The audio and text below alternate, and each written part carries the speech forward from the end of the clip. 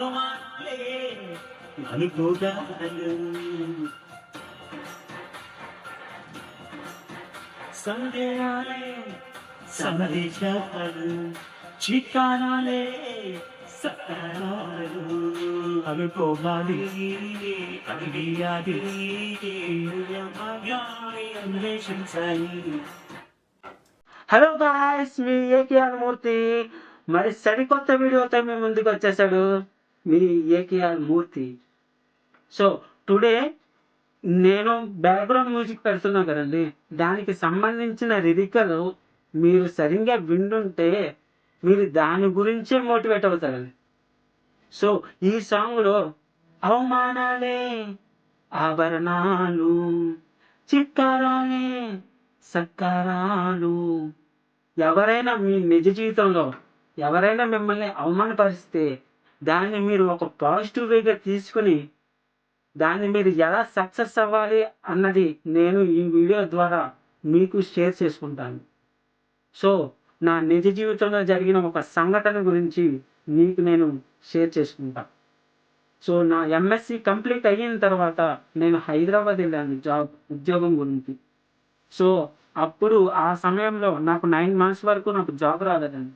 నాకు ఎందుకంటే ఎటువంటి రికమెండేషన్లు కానీ ఎవరో తెలిసిన వాళ్ళు కానీ ఎవ్వరూ లేరండి.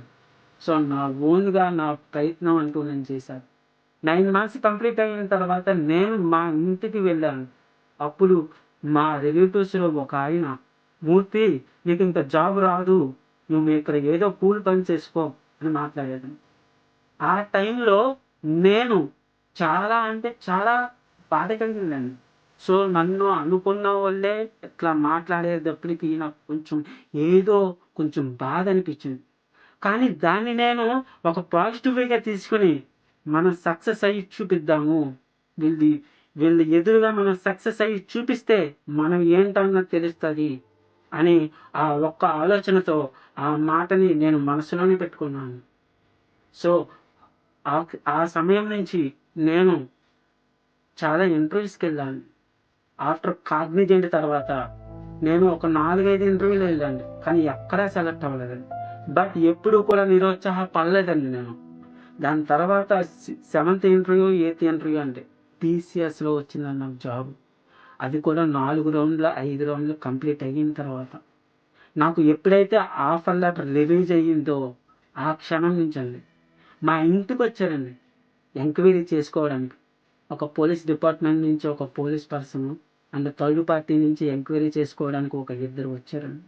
వచ్చిన తర్వాత మా ఇంటి దగ్గర వచ్చిన తర్వాత వీళ్ళు చెప్పారండి, ఇట్లాగా మూర్తికి మంచి జాబ్ వచ్చిందండి, ఇది equal to central government job అని చెప్పేటప్పటికండి నన్ను ఎవరైతే ఆ రోజున అవహేళన చేశారో ఆ పర్సనే ఒక 20 మంది వరకు చెప్పారండి ఇట్లా మూర్తికి మంచి జాబ్ వచ్చిందని.